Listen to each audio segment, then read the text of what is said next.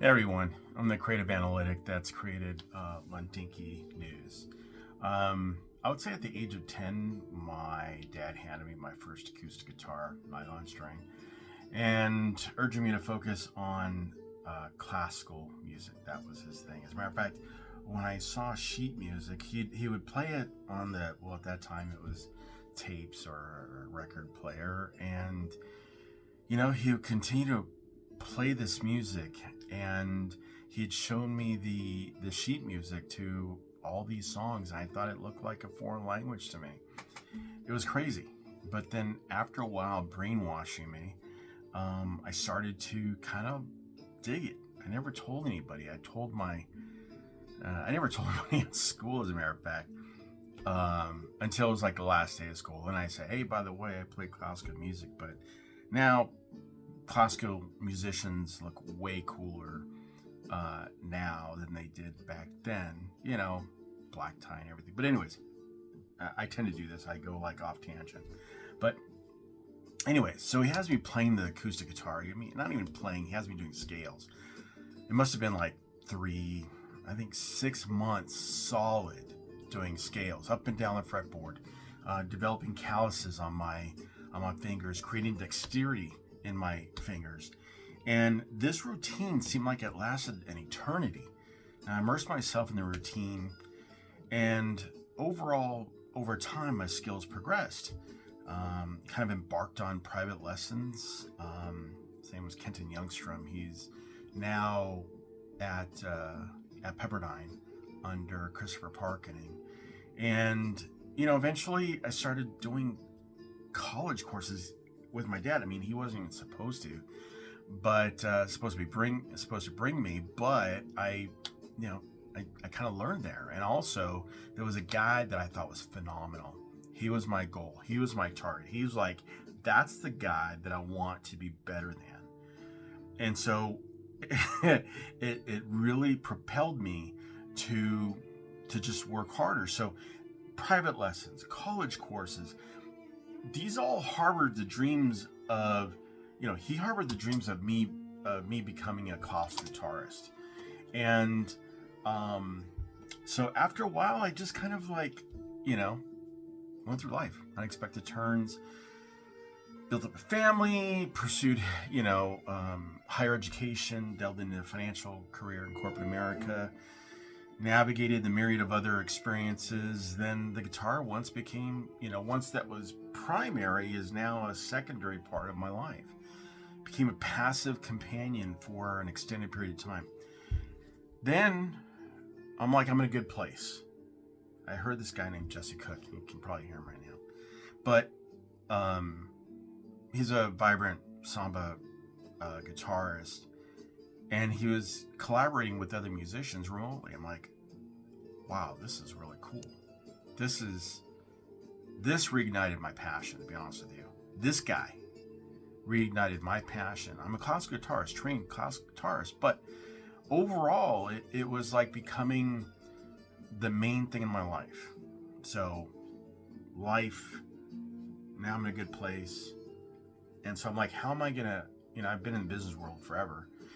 So how am I gonna merge my passion for guitar with the meaningful venture that would benefit players worldwide?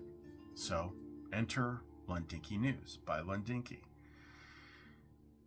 It's an endeavor born out of desire that would benefit other players. And I thought I could create a weekly informative column focusing on products, focusing on player growth, and catalyzing player ambitions. So this marked the beginning of the journey of Lundinky News. We were just aimed at creating a space where players could learn, collaborate, generate revenue, support one another, which is key in a community. And after I figured, okay, I have Lundinky News, where can I go to a place where players and vendors could, and other if you're a beginner, you could certainly use Lundinky Group as a soundboard. You can use Lundinky News as a soundboard. We have great, we have an app that I have available where you can go ahead and collaborate with other players, with other enthusiasts. But also too, as let's say you're driving and you don't want to read the material, you want to listen to it. So there was a read aloud function in on the Lundinky app. So there's a lot of things you can do with it. I'm really excited about it. I'm always finding ways to kind of if kind of elevate guitar playing, guitar learning. Case in point, there's the learning the amplify section of the newsletter that shows you different ways how you can adapt what you've learned as guitarists to even in the office environment. Certainly, we have a masterclass section on there. We have the at the office section in there. We have Nerd, which is a way we have news, experiments done by luthiers and DIY experts that will show you different ways that you can kind of something you've never come across. But I think when you learn the mechanics of something, it certainly kind of elevates your knowledge and your playing styles. So what else? We have a Sunday string section, which kind of, it's a play off the old Sunday cartoon section of a newspaper. So then we used to read a long time ago, just a newspaper, but now we rely on Google and other sources.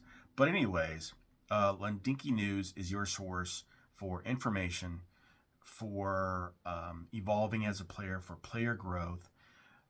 If you want, we also every day, almost on the daily, we have new products that are coming out, demos.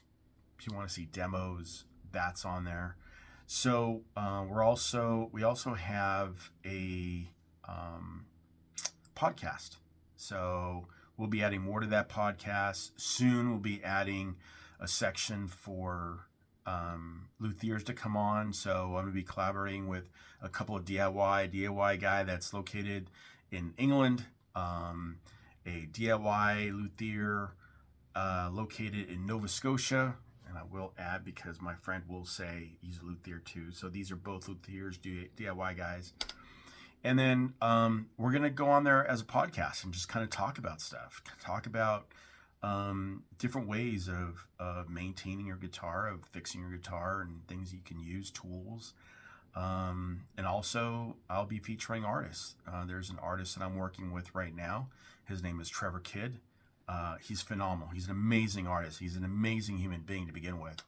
But these are just a few things that you'll gain from Lundinky News.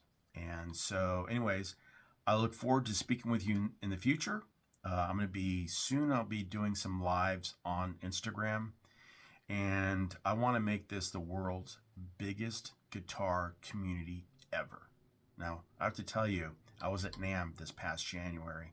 There were over 63,000 people that attended that event.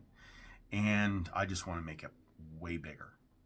Nothing against NAMM. I love NAMM. I love NAMM because it's a community that I'm like part of. And it was just an amazing feeling. And everybody I talk to, people that I never thought would know about NAMM, they know about NAMM. So basically what I'm saying, let's build a community. Let's support one another. Let's make each other better. And anyways, if you have any questions, reach out, and we'll talk to you soon. Bye.